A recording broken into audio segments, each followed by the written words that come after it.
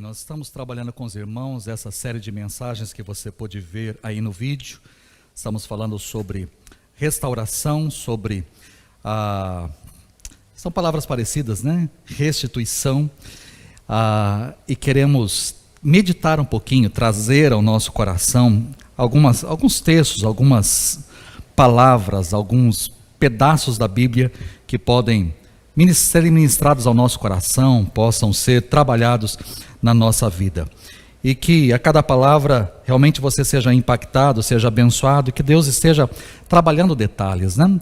No primeiro domingo nós falamos a respeito de restauração, pegamos o personagem Jó, falamos um pouquinho da vida de Jó, aquilo que aconteceu com ele e a restauração que aconteceu no final da sua vida. Semana passada nós falamos sobre Pedro, dentro da parte de reconciliação, e falamos de um Pedro que desceu degraus, chegou até negar a Jesus, mas teve passos da parte de Pedro para que ele pudesse se reconciliar com o Senhor. Hoje eu ainda estarei dentro da parte de reconciliação, nessa terceira mensagem.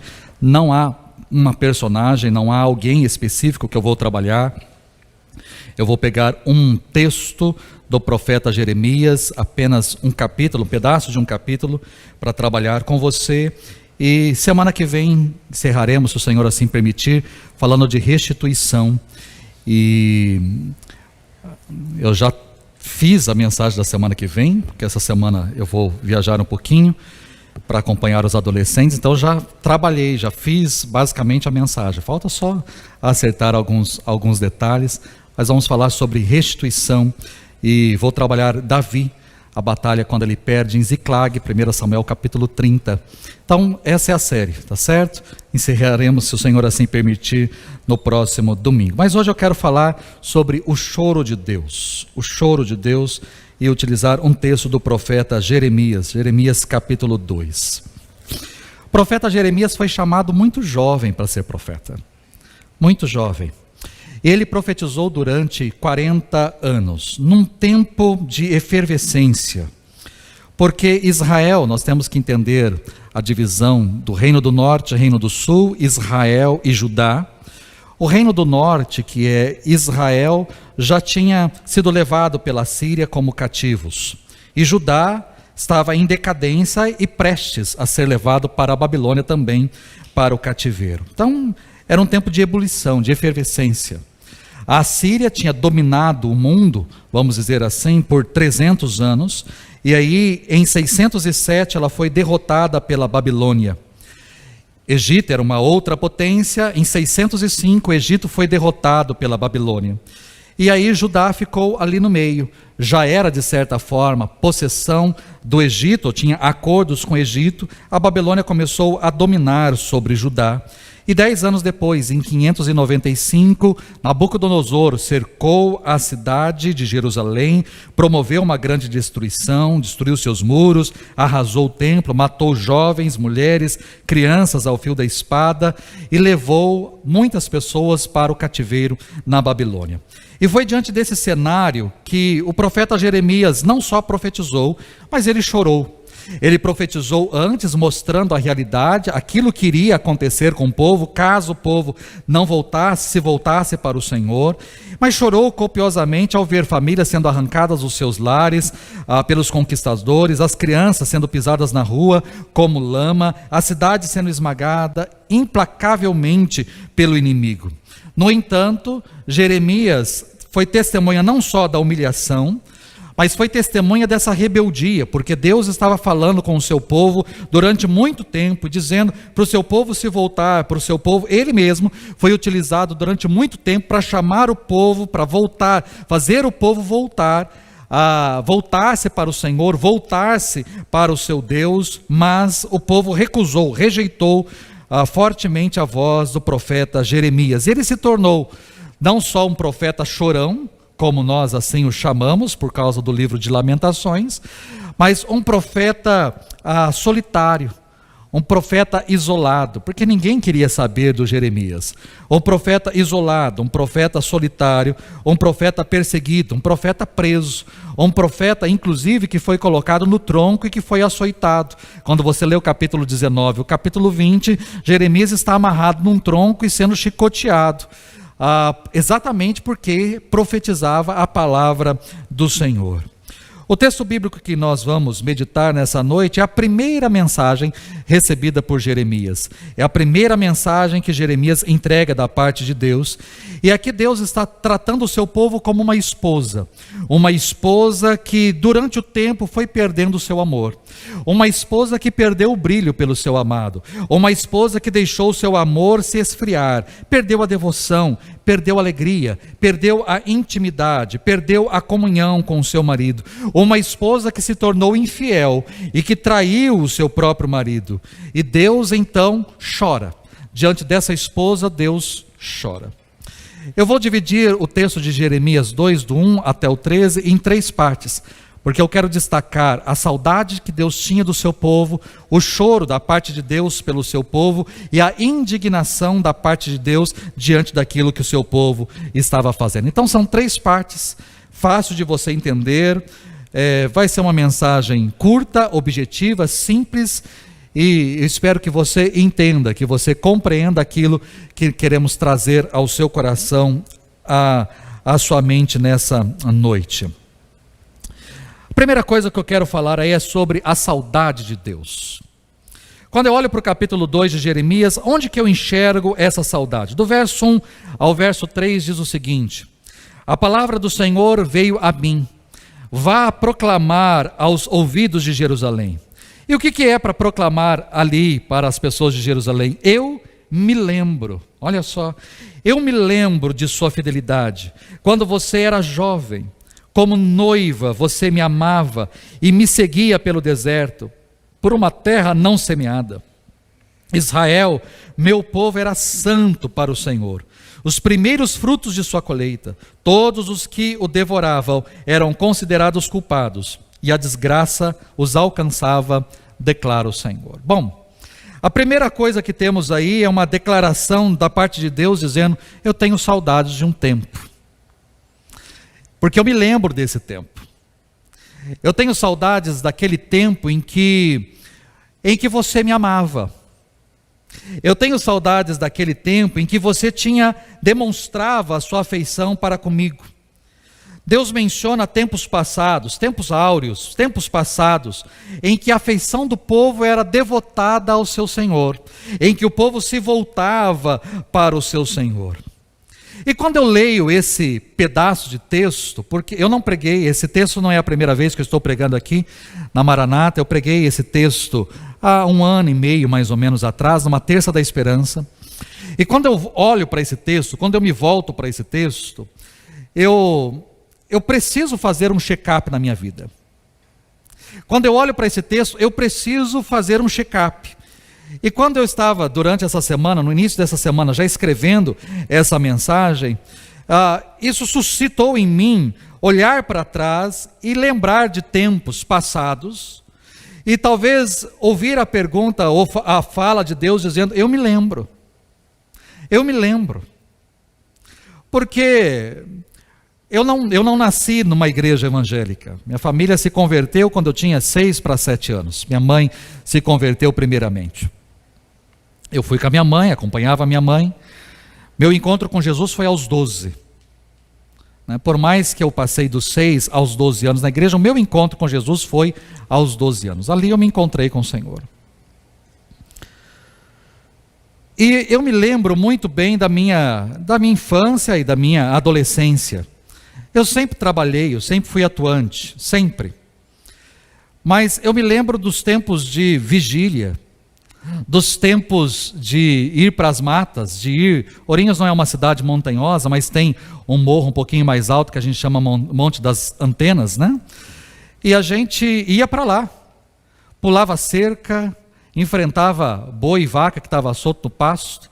A gente subia até o alto ali daquele monte para orar. Quantas vezes a gente deu no pé da polícia, porque os vizinhos ouviam o barulhão no monte e ligava para a polícia. Quando a polícia chegava na rodovia, a gente dava o pé para o outro lado, né, para conseguir quantas noites, quantas madrugadas, quantas vigílias, quantos momentos. Eu me lembro, né, de um tempo, participei durante a minha infância da igreja quadrangular, que tinha culto todos os dias. Domingo tinha o culto da escola dominical, o culto da família, segunda-feira a reunião das mulheres, terça-feira a reunião de oração, quarta-feira a tarde da bênção, quinta-feira tinha outra atividade, sexta-feira culto de libertação, sábado dos jovens, ou seja, era a semana inteira culto. E eu me lembro de não faltar nenhum, de estar em todos. Ia que a minha mãe no culto das mulheres, mas no culto da libertação, apesar de não precisar ser liberto de nada, né? No culto dos jovens, apesar de não ser jovem, mas ia no culto dos jovens, ia na escola dominical e assim por diante. E talvez... Quando eu leio esse texto, me faz recordar, eu lembro do passado, e não só lembro do passado, mas eu escuto a voz de Deus dizendo o seguinte: eu me lembro.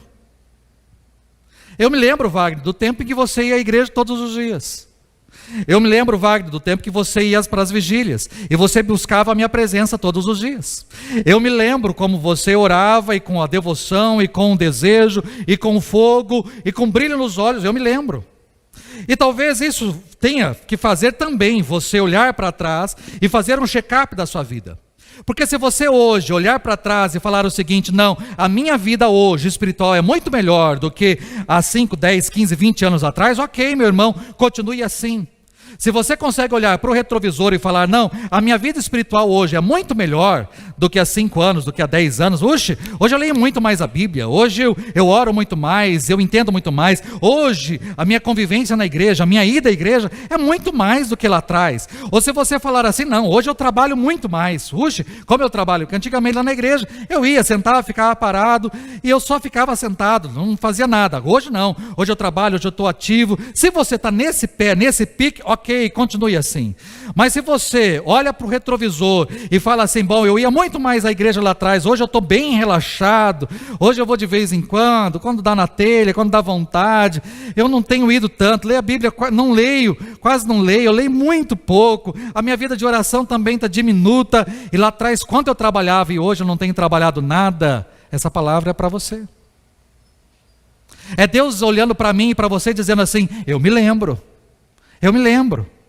E Deus está falando para a sua noiva: eu me lembro de como você me amava, né? De como você me amava. Quando eu era solteiro, eu não era gordo, né? Eu era magro, que dava dó, né? Magro. Tanto é que ninguém vê fotos minhas, ninguém, nem mim nem da Keila, de tempos passados. Né? Vocês veem foto agora, recente, e a gente só publica as mais bonitas no Facebook ou no Instagram, né? Mas eu era magro, horrível, né? Bem horrível. Só graça e misericórdia sobre as nossas vidas. Mas eu não sei se eu era magro, não sei se por causa do biotipo, ou porque eu não... Bom, eu sempre comi bem, mas... Eu comecei a namorar a Keila aos 15, namoramos 3 anos, dos 15 aos 18, eu namorei com ela, 18 casei, já são 27 anos de casamento aí, mas nos 3 anos, eu não tinha, para ir à casa da Keila eu ia a pé, não dá para pagar táxi, circular, se fosse pegar ônibus, tinha que pegar 2 a 3 ônibus, então ia a pé, não é muito longe, mais ou menos 5 quilômetros, 6 quilômetros da minha casa, da casa da minha mãe, até a casa da mãe dela. Mais ou menos isso. Deve dar uns 5, 6 quilômetros. Então, todos os dias. Ou fazia caminhada todos os dias. Né? Algum tempo atrás, nós fomos para Ourinhos, eu fui pegá-la na casa da mãe dela e fomos até a casa da minha mãe. Minha mãe mora hoje em outra casa, um pouco mais longe ainda. Mas aí eu estava no carro, ela falou assim: aí você lembra de quando você vinha aqui para namorar comigo? Eu falei: me lembro. Né? Ela falou, e se fosse hoje, você viria? Eu falei, eu não. Eu não. Né? Só se fosse de carro, a pé, não. Né?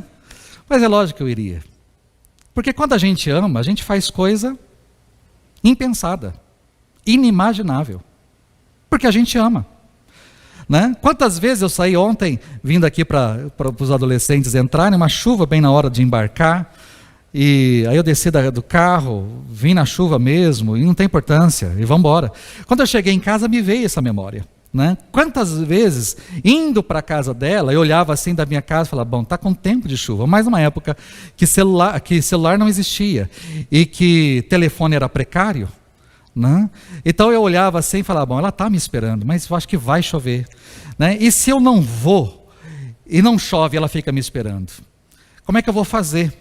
Né? Então a gente ia, e quantas vezes no meio do caminho chovia, eu chegava na casa dela encharcado. Ou quantas vezes eu saía da casa dela, né? 11h30, 11h30, meia-noite, saía da casa dela, não dava para ver o tempo direito, e você vinha, daqui a pouco caía a maior chuva.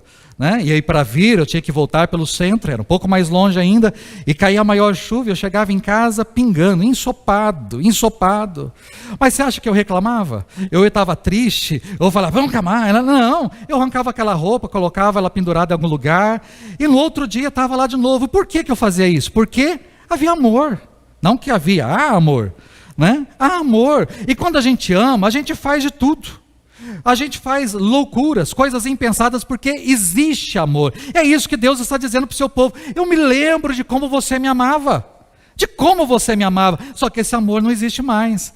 Esse amor se foi, esse amor se esfriou, esse amor se acabou. Né? Esse amor se acabou. É Deus olhando para o seu povo e falando assim, eu me lembro de um tempo que você era diferente, que você me servia diferente, que você fazia coisas diferentes, que você agia para comigo de forma diferente. Eu me lembro de um tempo que você me amava, de um tempo que você era fiel a mim, mas você está sendo infiel, você está procurando outros amantes por aí, você está, né, fazendo coisa que não deve. Como eu me lembro com saudades daquele tempo. Então a primeira coisa que eu quero trazer ao seu coração nessa noite é, será que Deus está olhando para mim e para você e dizendo a mesma coisa? Eu estou com saudades daquele tempo? Como eu estou com saudades daquele tempo. Você fazia muito mais, ou você me amava muito mais, ou você tinha relacionamento comigo muito maior. Que saudades que eu tenho daquele tempo. O que é que Deus está falando ao nosso coração? Num segundo momento, dentro dessa mensagem, eu não quero falar apenas da saudade de Deus, mas do choro de Deus, porque Deus chora. É interessante porque nós estamos acostumados a ler textos bíblicos que falam das nossas lágrimas. O Deus que enxuga do nosso rosto toda lágrima, o Deus que recolhe as nossas lágrimas no seu odre, um Deus que anota, né, os nossos choros, as nossas lamentações, ok, mas olha agora para a face de Deus e enxergue o Senhor chorando, porque nesse texto não temos nós chorando, mas Deus que chora por nossa causa. E aí onde que eu vejo esse choro da parte de Deus? No versículo de número 4 até o versículo de número 8. Diz assim a palavra de Deus: ouça a palavra do Senhor, ó comunidade de Jacó, todos os clãs da comunidade de Israel. Assim diz o Senhor: que falta os seus antepassados encontraram em mim para que me deixassem, se afastassem de mim? Eles seguiram ídolos sem valor, tornando-se eles próprios sem valor. Eles não perguntaram, onde está o Senhor, que nos trouxe do Egito e nos conduziu pelo deserto, por uma terra árida e cheia de covas, terra de seca e de trevas, terra pela qual ninguém passa e onde ninguém vive? Acho que já virou lá, né? Ou não? Já passaram para mim? Ok. Onde ninguém vive, eu trouxe vocês a uma terra fértil, para que comessem dos seus frutos e dos seus bons produtos. Entretanto, vocês contaminaram a minha terra, tornaram a minha herança repugnante. Os sacerdotes não perguntavam pelo Senhor, os intérpretes da lei não me conheciam, e os líderes do povo se rebelaram contra mim. Os profetas profetizavam em nome de Baal, seguindo deuses inúteis. Bom, aqui Deus está chorando, e qual é o motivo do choro da parte de Deus? Deus está chorando porque o povo se afastou. Então Deus, no primeiro momento, se lembra com saudades de um tempo em que o povo estava mais ativo, onde o povo dedicava mais amor, afeição, onde o povo se voltava mais para Deus e era fiel. Agora Deus está olhando para esse povo e chorando, dizendo assim: eu estou chorando por vocês, estou chorando porque vocês se afastaram de mim. Mas é interessante a pergunta que Deus faz diante desse afastamento. Deus olha para o seu povo e pergunta para o seu povo o seguinte: que falta os seus antepassados encontraram em mim para que me deixassem e se afastassem de mim? Em outras palavras, Deus está perguntando para o povo o seguinte: que erro que eu cometi? O que eu fiz?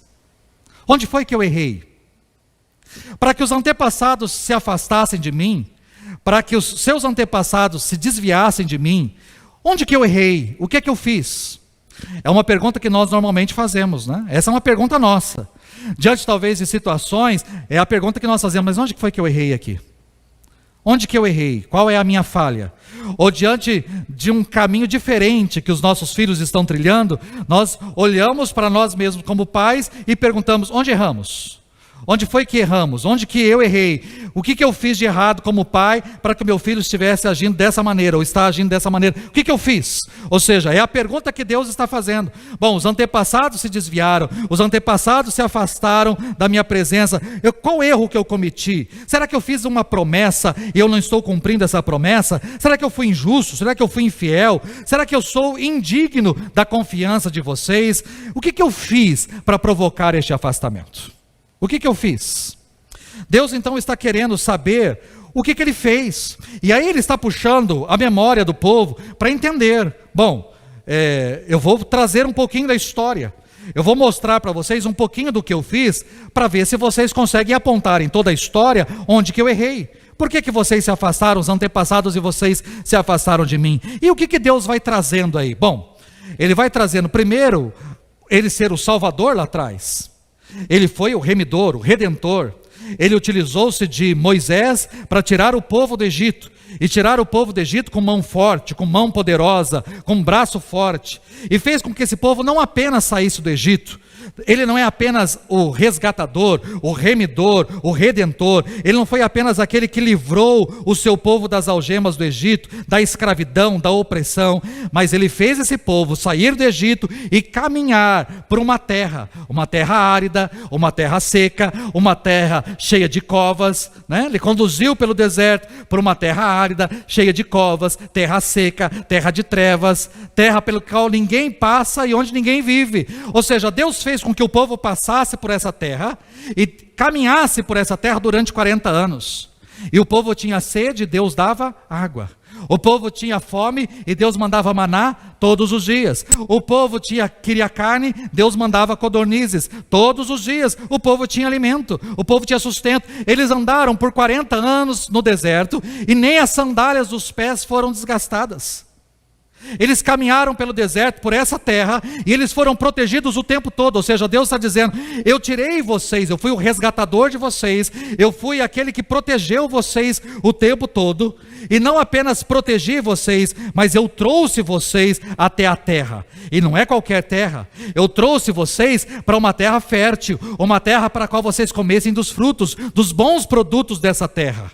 Eu trouxe vocês, eu coloquei vocês na terra, eu fiz com que vocês entrassem na terra, possuíssem a terra, fossem donos da terra, assim como eu prometi a Abraão lá atrás. Eu fiz tudo isso. Ou seja, qual é o meu erro? Eu errei ao tirar vocês do Egito, eu errei ao conduzir vocês pelo deserto, eu errei ao colocar vocês na terra. Apontem para mim, aonde está o meu erro? Porque vocês entraram na terra e contaminaram a terra. Vocês entraram na terra e contaminaram com ídolos.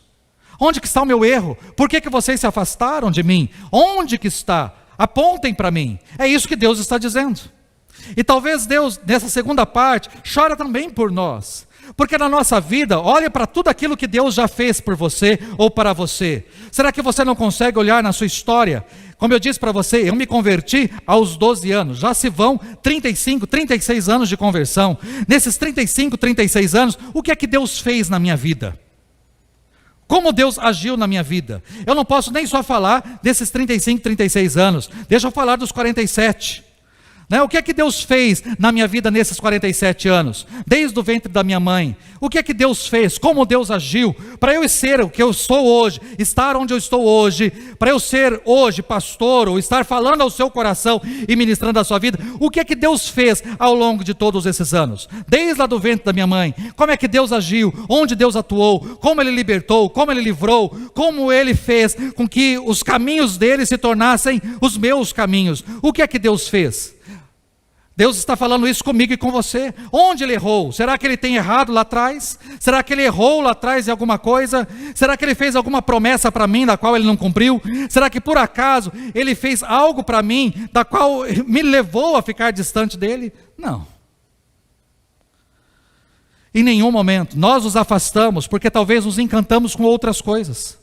Nós nos afastamos porque talvez nos encantamos com outras promessas, ou com outras coisas que brilham diante dos nossos olhos. Nós nos encantamos com outros deuses, nós nos encantamos com outros ídolos. E eu não estou falando de ídolo de pedra, ídolo de barro, ídolo de gesso, não. Hoje os ídolos são diferentes. Talvez nós nos encantamos com promessas, com palavras, com pessoas. Nós nos encantamos com cargos, com funções. Nós nos encantamos com dinheiro, com fama, com sucesso. Nós nos encantamos com bens materiais. São coisas que encantam, são coisas que preenchem ou querem preencher o nosso coração, e nós vamos nos desviando e vamos nos afastando de Deus, deixando Deus cada vez mais longe. Será que essa palavra não é para você? Deus dizendo para você assim: lá atrás você era tão próximo de mim, e você foi se afastando de mim, outras coisas foram entrando no caminho, outras coisas foram tomando meu lugar, outras coisas foram ocupando o lugar que era só meu. Qual foi o erro? Onde eu errei? O que eu fiz de errado? Aponte para mim o meu erro, aponte. Mas esse texto não fala apenas de um choro da parte de Deus, da saudade de um choro, mas finalizando os últimos versículos aí, do verso 9 ao verso 13, Deus, Ele mostra a sua indignação. Ele está indignado. E está indignado por três coisas, como nós veremos. Diz assim no verso 9: por isso, eu ainda faço denúncias contra vocês. Guarde essa expressão, que eu vou voltar nela lá no finalzinho. Eu ainda faço denúncias contra vocês, diz o Senhor, e farei denúncias contra os seus descendentes. E aí olha a proposta que Deus faz: atravessem o mar até o litoral de Chipre e vejam. Mandem observadores a Quedar e reparem de perto e vejam se alguma vez aconteceu algo assim. Alguma nação já trocou seus deuses? Eles nem sequer são deuses, mas o meu povo trocou a sua glória por deuses inúteis. Olha só, vou parar aqui um pouquinho. Deus está fazendo uma proposta para o seu povo, dizendo o seguinte: peguem um barco, desçam até Jope, peguem um barco e vão até a ilha de Chipre. Observem a ilha, vão até Quedar, observem os habitantes de Quedar. Eu pergunto para vocês: algum momento eles já trocaram de deuses?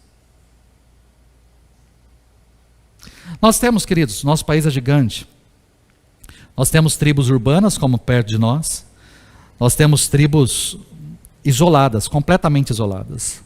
Existem tribos, por exemplo, na Amazônia, que não têm contato com civilização. Ainda. Tribos completamente isoladas. 523 anos de história, e tribos que nunca tiveram contato com o homem branco, até hoje. Tribos completamente isoladas.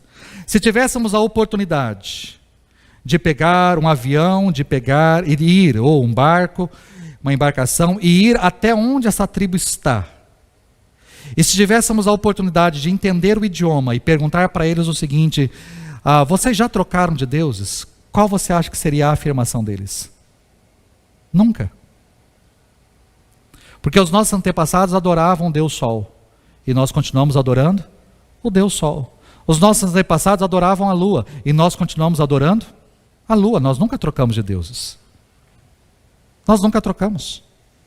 Deus está dizendo para o seu povo o seguinte: peguem um barco e vão até Chipre e perguntem para os habitantes de lá: vocês já trocaram alguma vez de deuses? Sabe a resposta que eles vão dar? Não, eles nunca trocaram. Eles nunca trocaram de Deus. E os deuses deles nem são deuses. Agora o meu povo não. O meu povo que serve o Deus vivo e verdadeiro, vive trocando de deuses. Eles caminham para cá, conversam com o povo aqui. Esse Deus aqui é interessante. É muito estranho, queridos. É muito estranho. Toda vez que eu leio, eu me assusto. Toda vez que eu leio, eu me assusto. Mas quando eu vejo, por exemplo, o povo saindo do Egito, o povo sai do Egito com mão forte.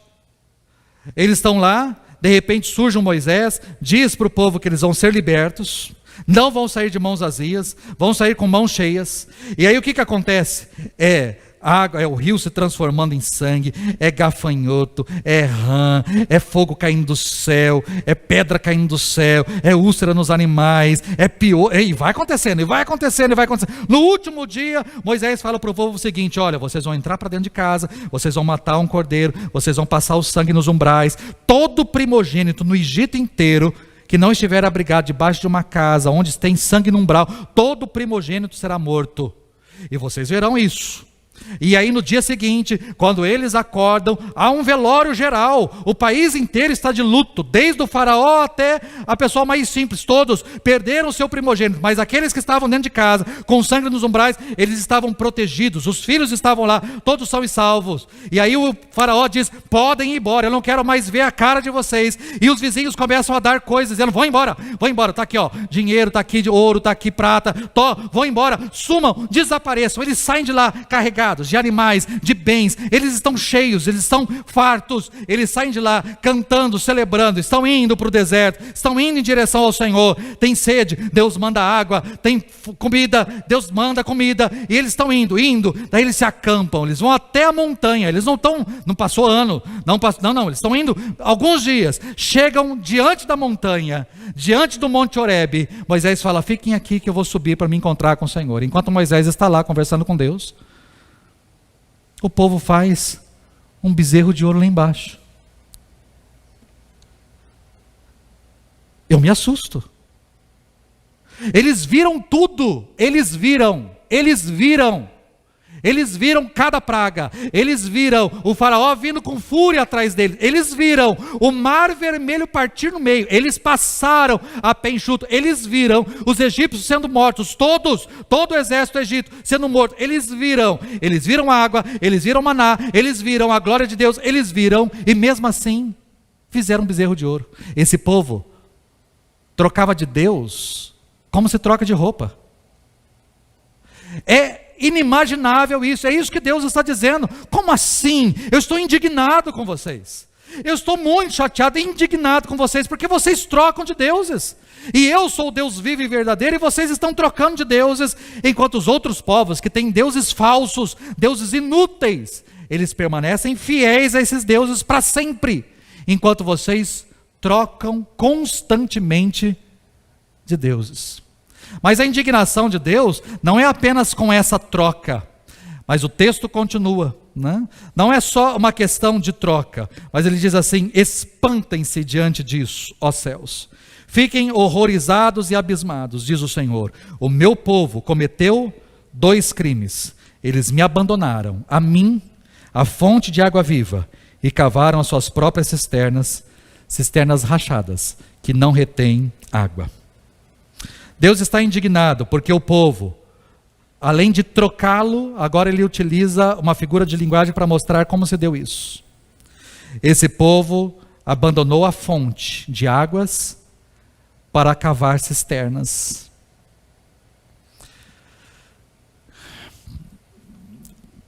Jeremias, com essa figura, ele está dizendo o seguinte: Deus é a fonte de água. A fonte. Eu não sei, eu quando criança brinquei muito, ia muito na fazenda onde o meu tio era administrador, nas fazendas onde ele era administrador. Normalmente em fazendas, na zona rural, há a que a gente chama olho d'água. São fontes. Por exemplo, uma das últimas fazendas que meu tio administrou, chamada Fazenda Santana Velha. Nessa fazenda tinha a casa-sede, né? Atrás da casa-sede tinha um escritório, tinha a parte também de, eu me lembro certinho, tinha a parte de açougue, né, onde os animais eram abatidos também, e logo atrás ali tinha uma mina d'água. Inclusive havia uma bomba para puxar a água dessa mina para que pudesse alimentar a casa e também a colônia. Que coisa mais gostosa poder ir até ali e pegar água da mina, daquela fonte. A água borbulhava ali da terra, ela saía da terra, ela borbulhava e aí você pegava daquela água e bebia. Água perfeita, fresca, maravilhosa. Deus é a fonte. Jeremias está dizendo o seguinte: se Ele é a fonte de água, nós precisamos de água para sobreviver. Sem água você morre. Sem água você morre. Você precisa de água. Você pode beber pouca água, o que é errado, mas você precisa de água o tempo todo. Nós precisamos de água. Eu bebi já pelo menos 2 copos de água enquanto estou falando aqui, enquanto estou cantando.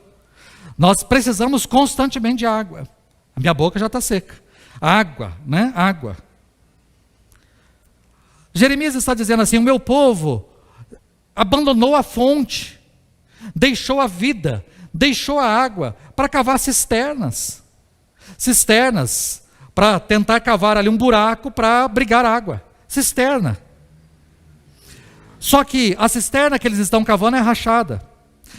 A figura que me vem à memória, à mente, é o seguinte: é como se nós tivéssemos um vale separando 2 lugares. Um lugar fértil, irrigado, cheio de vegetação, um lugar maravilhoso, um lugar lindo, e de repente ao lado um deserto completo, só pedras, só areia, sem nada, nenhuma vegetação, nada, absolutamente nada. De um lado eu tenho toda uma vegetação linda, eu tenho toda, talvez até mesmo galhos, florestas, árvores, eu tenho coisa mais linda de um lado, e do outro lado eu não tenho absolutamente nada. Desse lado existe rio, deste lado existe riacho, deste lago corre água, é por isso que está tudo verde, tudo com muita vida, muita alegria, muito brilho, coisa muito... E desse lado não tem fonte, não tem água, não tem nada, é seca, seca, seca, deserto.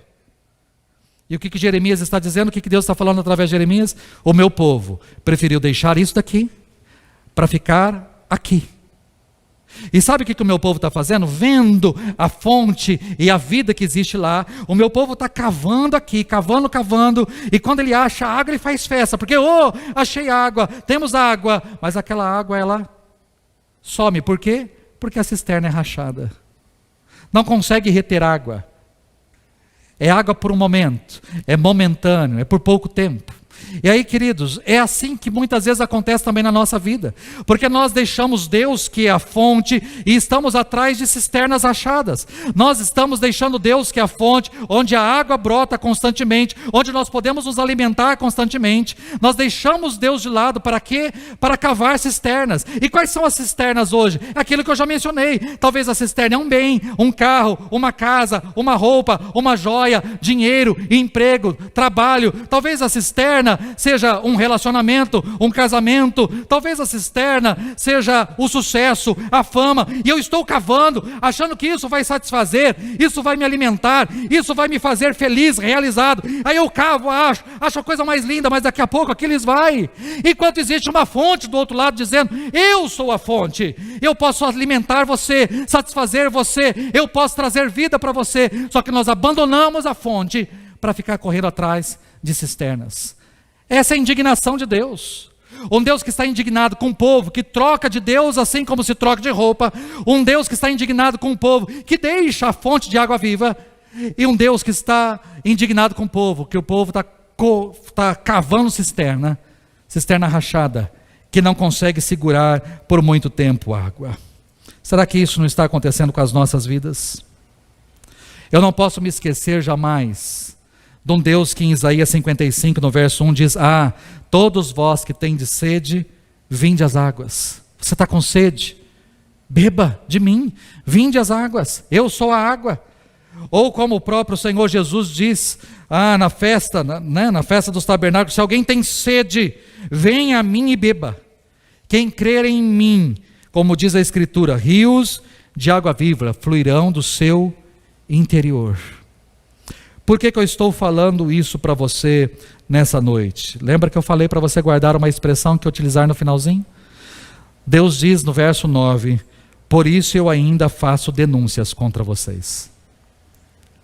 Pode parecer uma palavra forte, mas Deus está dizendo para a sua noiva o seguinte: vocês me abandonaram, mas eu não abandono vocês. Vocês têm me rejeitado, mas eu não rejeito vocês.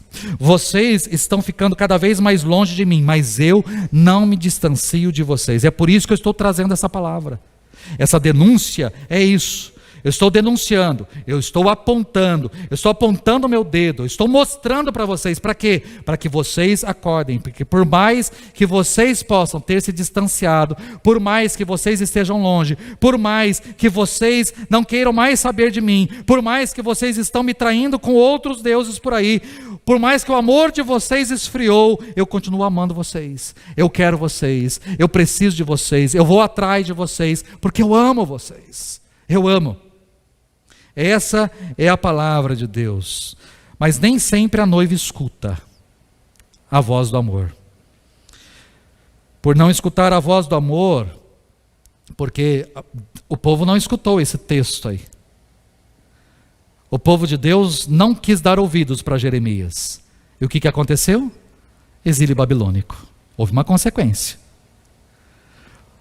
Deus estava dizendo para o povo aqui: eu quero que você volte. Eu quero que você me ame novamente. Mas o povo não quis. E porque o povo não quis, foi exilado na Babilônia. Deus está dizendo para mim e para você: volte. Volte. A palavra dele para mim e para você nessa noite é tão simples. Para você que talvez pode olhar para a sua vida e fazer um check-up, dizendo assim: a minha vida, nossa, lá atrás, como eu era, ou como eu fazia as coisas melhor, ou como... Então Deus está dizendo: volte. É possível voltar. Está na hora de voltar. Ou para você que está abandonando Deus, se afastando de Deus, se distanciando de Deus, Deus está dizendo: volte. Para você que está trocando de Deus, para você que está colocando outras coisas no lugar do Senhor, Deus está dizendo: volte. Para você que tem deixado a fonte para correr atrás de cisterna do deserto, Deus está dizendo: volte. É tempo de reconciliação. É tempo de você se voltar para mim. Que Deus os abençoe com essa palavra. Que Deus fale ao seu coração. E onde você estiver, Deus está trazendo uma palavra de amor para você. Dizendo assim: como eu amo você. E mandei hoje o Wagner falar para o seu coração: volte para mim. Volte, porque eu estou esperando por você. Volte para mim. Equipe de louvor, venha para cá.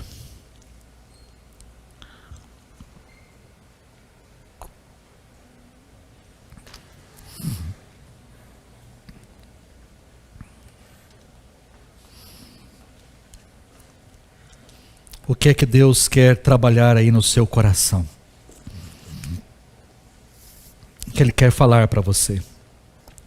Ou o que Ele está falando para você nessa noite? Qual é a palavra? Qual é a mensagem? Qual é a orientação? Deus quis chamar a atenção do povo e chamar a atenção do povo para voltar-se para Ele, para não precisar ir para a Babilônia, para não precisar sofrer novamente como escravos numa terra estrangeira. Mas o povo não quis saber. Deus, mais uma vez, traz essa palavra para mim e para você, para que a gente não precise passar por momentos de dor. Ele quer que você venha no amor, mas eu conheço pessoas que, mesmo Deus demonstrando todo o amor, são pessoas que não querem saber, se afastam. E aí algo tem que acontecer. Eu já vi situações gravíssimas acontecendo para que pessoas pudessem voltar. Não espere isso acontecer. Não há necessidade disso. Venha por amor. Deus está chamando a você em amor. Por mais que você possa dizer: mas essa palavra foi um puxão de orelha para mim. Deus está puxando a sua orelha, mas Ele está puxando em amor. E eu acho que Ele nem puxou tanto assim. mas é para dizer para você: volte, não se distancie não fique fora, volte para mim, volte para mim. Vamos ficar em pé?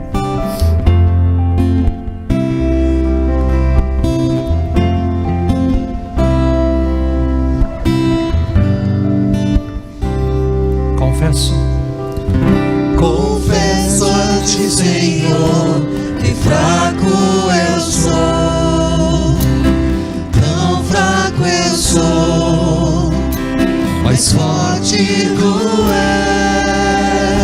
és. Eu venho a ti, Senhor, sem nada pra dar, só quero pedir, vem, ajuda-me, ó Deus.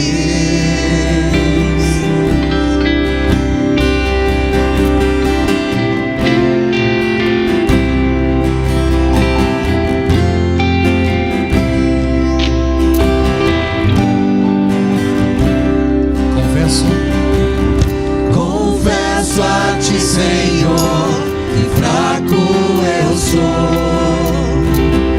tão fraco eu sou, mas forte tu és.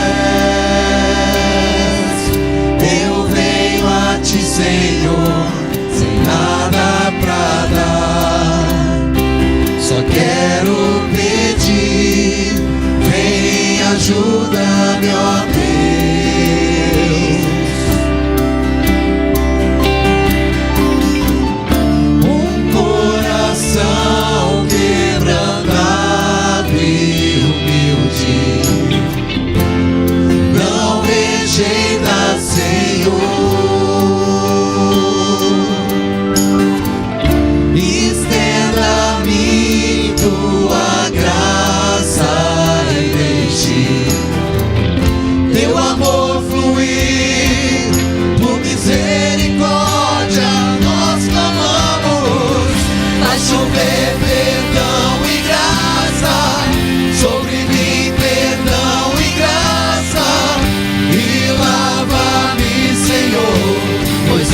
Eu preciso do teu amor. Vai chover perdão e graça sobre mim, perdão e graça, e lava-me, Senhor, pois hoje eu preciso do teu amor.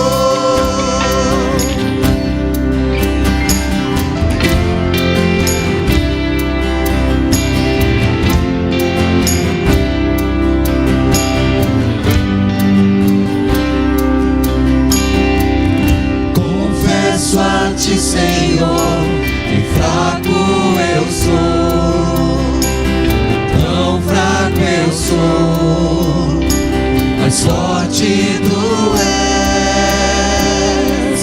Eu venho a ti, Senhor, sem nada pra dar, só quero pedir, vem, ajuda-me, ó Deus.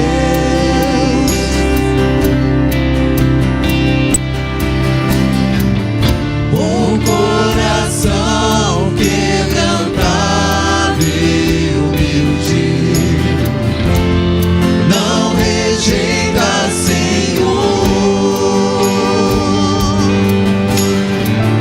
Estenda-me tua graça e deixe teu amor fluir, por misericórdia nós clamamos.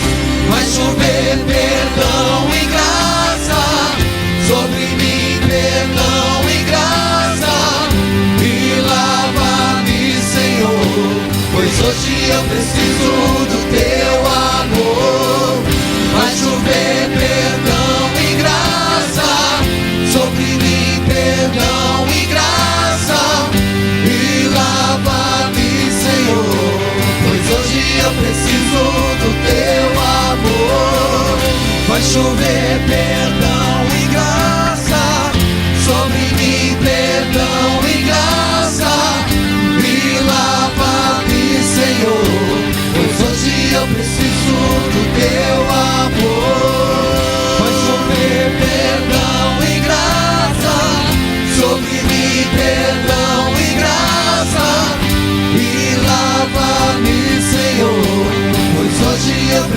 do teu amor.